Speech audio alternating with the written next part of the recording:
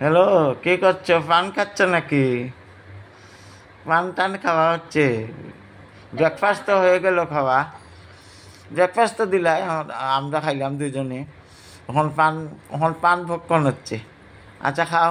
শুনো না, কালকে তো আমি ছোটো মাছ আনছিলাম, কম তো পের করলাই। তো আজকে আচ্ছা ঠিক আছে। আচ্ছা শুনো, আজকে সকালে গিয়া আচ্ছা আচ্ছা ঠিক আছে, সব কষ্ট তোমার। শোনো না, আজকে সকালে গিয়ে আমি একটা ইলিশ মাছ আর একটা মুরগির মাংস আনছি, বুঝছো? তে তুমি তোমার ছোটো মাছ দিয়া একটা সরু করে দিবা, আমরা সরু করি, বুঝছো? তুমি যেরকম করো। আর আমার ছেলের লেগে একটা মুরগির মাংস রান্ধি দিবা। ইলিশ মাছ দিয়া তুমি কিতা করতে না করতে তুমি জানো, তুমি কিতা করতে খো।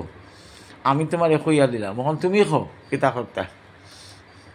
ছোটো মাছ দিয়ে সরু করি ভাই। ঠিক আছে ঠিক আছে, করো। ওইব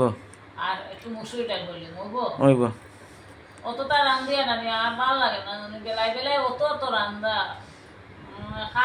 একবারে রান্ধিয়া রাখি দেও রাত পর্যন্ত, খালি ভাত গরম করবাই রাত্রে। আর তারপরে বুঝবে আরাম করবাই। আরাম করবে, আরাম তো করতেই ফাঁকে ফাঁকে, আমি তো সবসময় করি।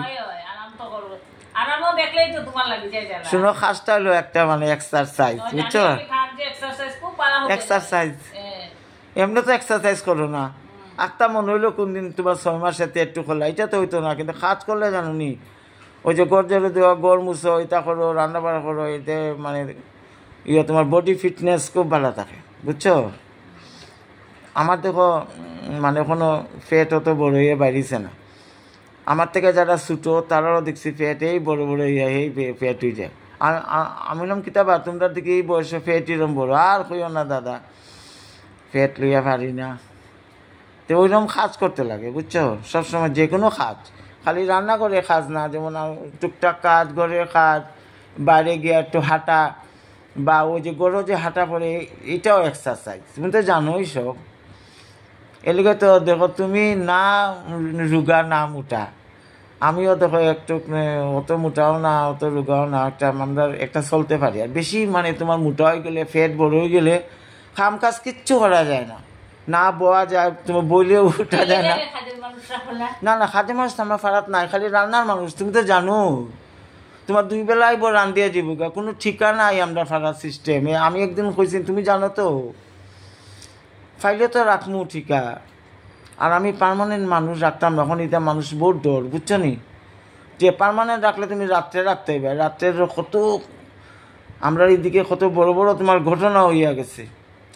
এটা জানো তো, হাতের মানুষের শেষ রাতে উঠে তোমার দরজা খুলিয়া দিলেইছে, আর গ্যাঙ্গে আইয়া সবটা লুট করে কিতা খাবাইয়া অজ্ঞান করিয়া লইয়া গেছে।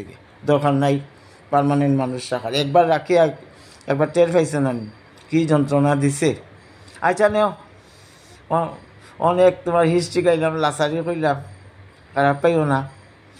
আর তুমি এখন আস্তে আস্তে রান্না করে যেতে আনি নাটু। আচ্ছা যাইব নে, আর যাইব। কালকে তো আর যাওয়া হয়েছে না। আচ্ছা ঠিক আছে ঠিক আছে। আচ্ছা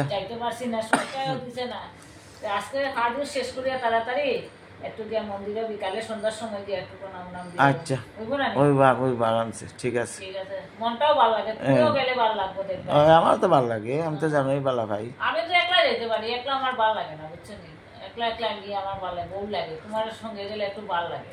আচ্ছা ঠিক আছে ঠিক আছে। এখন রান্না করলি মো, ঠিক আছে?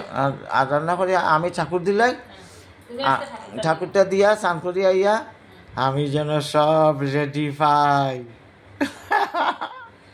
রান্না বালা সব যেন রেডি। স্নান করবো, 5 মিনিট রেস্ট লইবো, আর ডাইনিং টেবিলে ভাত লাগাই দিবাই, খাবার লাগাই দিবাই, ঠিক আছে?